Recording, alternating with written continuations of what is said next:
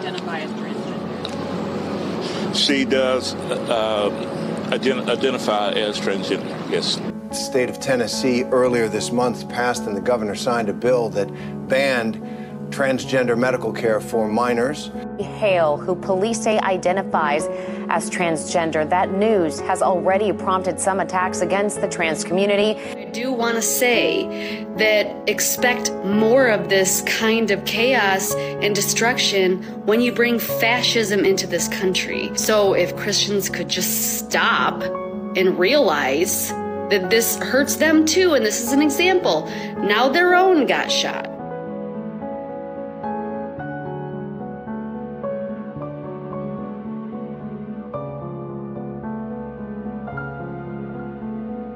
Besides marching and protesting, what else do you suggest? Well, it doesn't happen overnight. It's not a miraculous. What did you say? Murder. She's just kidding. It's well. Let me talk to you about.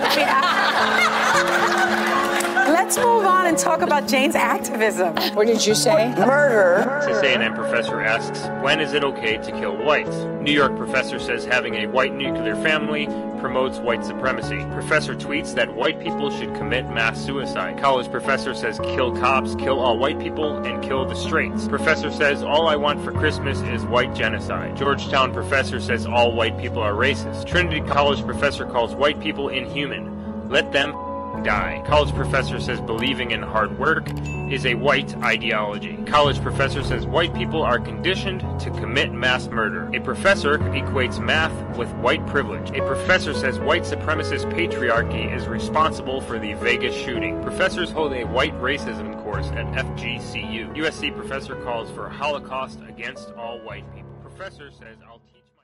One of the most unpredictable parts of releasing these documents, I guess, so I should have been more prepared for this.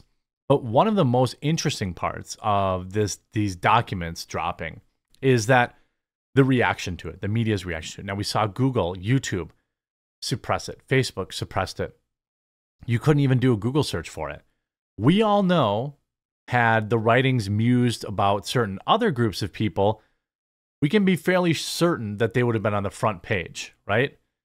Supremacy is alive and well and in our small towns and churches, right? That's what we would have seen. That's what the headlines would have read. We know this, man. We know this, all right? We know. That's what the headlines would have read, and the bodies would have still been warm when they printed it. They take 7 months. The only reason we know anything is because 2 cops allegedly leaked the information / allegedly sold it. Now, Steven Crowder has denied paying for these documents. So I would guess, he's got no reason to lie about that. That's something that could come up in court.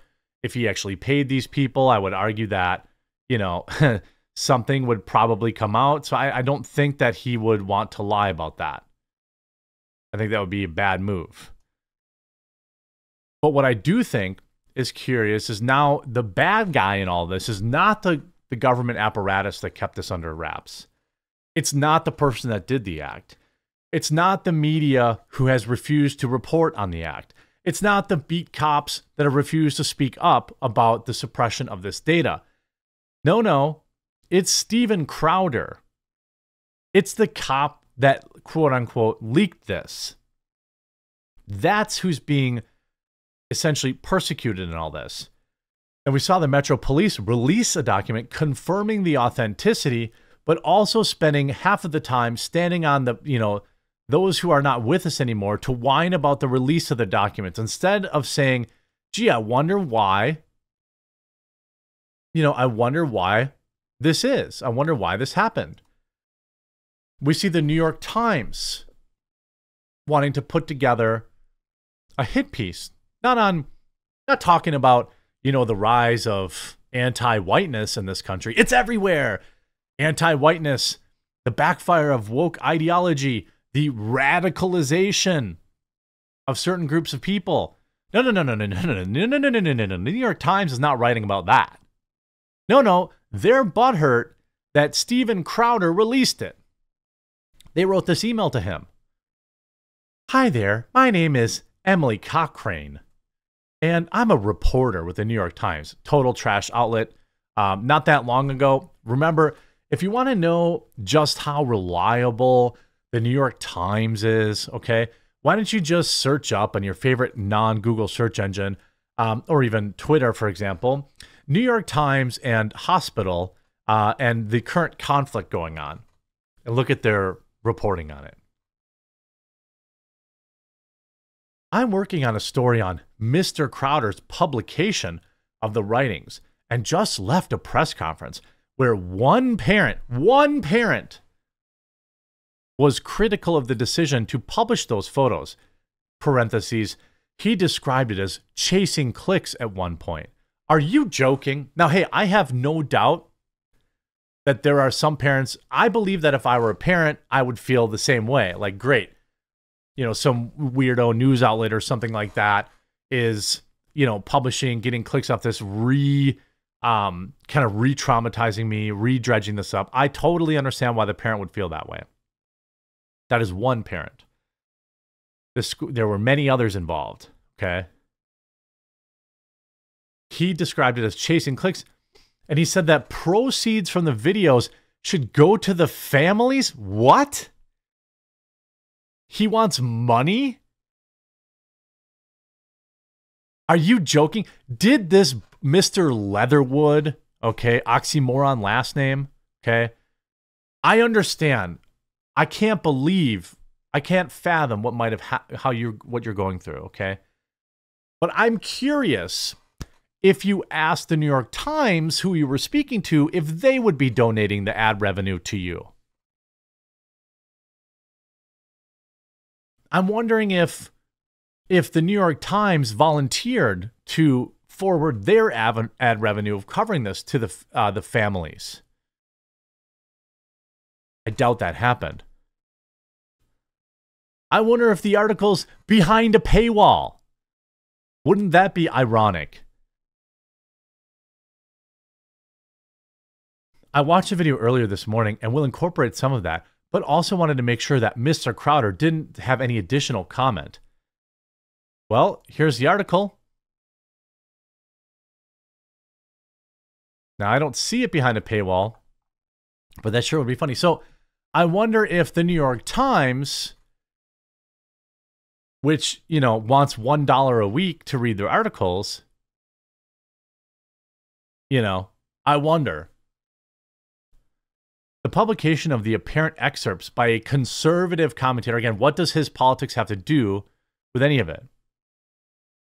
Enraged the parents, by the way, it was one parent, of the surviving students who have been fighting to keep the writings from ever becoming public. On what planet? I don't understand. Now, I'm not saying there aren't parents doing that, but why? This is the weirdest thing I've ever seen. Why are the parents... I don't know why, okay, but why are the parents fighting to keep these writings from getting public? I don't understand. Now, some people are saying earlier that there was a paywall on this. But, you know, even if there isn't, they have ad revenue, right? They're monetizing it. They're monetizing their Twitter. A conservative political commentator published 3 photographs. For months, there's been a court battle over whether any of these writings should be released. They should all be released because we know they would be released if the musings of the writings were anti anything else.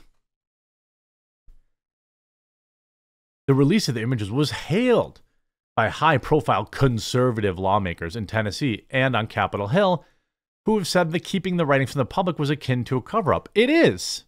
I don't disagree with that statement. Is that wild of a thing to say? In a video discussing the images, Mr. Crowder said his staff had reviewed the photographs from an undisclosed source and had worked to verify the authenticity, framing their release in part as an effort to force transparency. But his move stunned city officials. Leading Mayor Freddie O'Connell, who was sworn in into his role in September in order to investigate, ordered an investigation to see how these documents were put out. Nobody cares Nobody's investigating where this individual got indoctrinated, though, right? And it enraged and horrified the parents of the surviving students who said they feared what other information might be divulged. I don't understand this. Can somebody explain to me why? I guess I understand as a parent, you're like, I don't want to relive this. I don't want to relive this constantly. I don't want my child's passing to be politicized. That stuff I completely understand. And if that's where they're coming from, then I really don't have any gripe about it. But to me, if I'm sending my kid to some religious school, I might suspect that they might be more conservative leaning, right? The damage done today is already significant, and I'm worried it's only going to grow. It's only going to grow, said Brent Leatherwood, parent of 3 students. He at times held back tears as he spoke inside the Baptist church where he and other parents had reunited with their kids in the hours after the incident. He called whoever leaked the photos a viper and who had allowed someone to terrorize our family. What? Now, I wonder if this person, I just curious if one of his kids were also lost on that day. I'm not sure. I'd have to pull up a list to see if one of his children were lost on that day. It doesn't sound like it because they would have said that. So this is a parent of a student that goes there, but not a parent of a victim. I think that's an important, if that's true, that's a pretty important distinction, right? Pretty important distinction. In my rapid research, definitely not thanks to my live chat, none of his kids were lost that day. So why is he speaking on behalf of the ones that were? Reminds me a lot of David Hogue, right? So none of this guy didn't have, I mean, granted, his kids, I'm sure, are traumatized. Okay, I don't want to undersell that. But why is he the voice of the victims? That's pretty interesting, right? This entire article is essentially framing Crowder as some sort of ghoul for releasing it.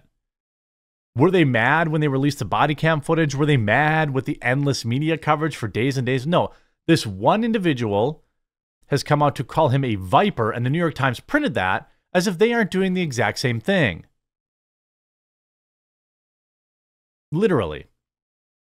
If this, you see a progressive Nashville mayor tries to prosecute the hero who leaked the documents, we all should support the person. We all know now that they have released information saying that police sold the images. I don't believe that, but I mean, I suppose we could see some evidence of that would be helpful, right? If there's some evidence of that, of, them actually selling it, that's a crime.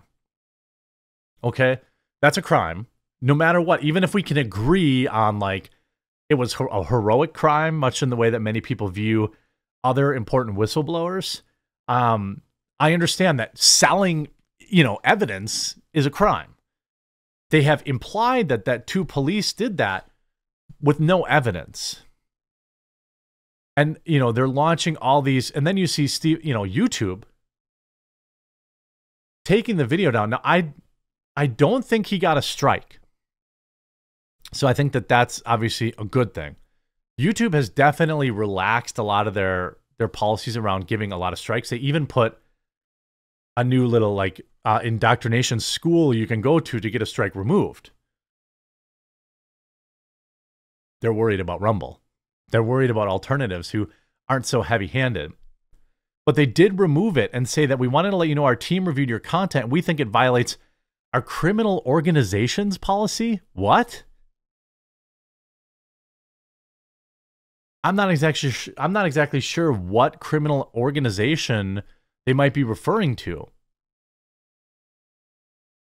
And you see Rumble will hold the line for citizen journalism. Shout out Rumble as usual.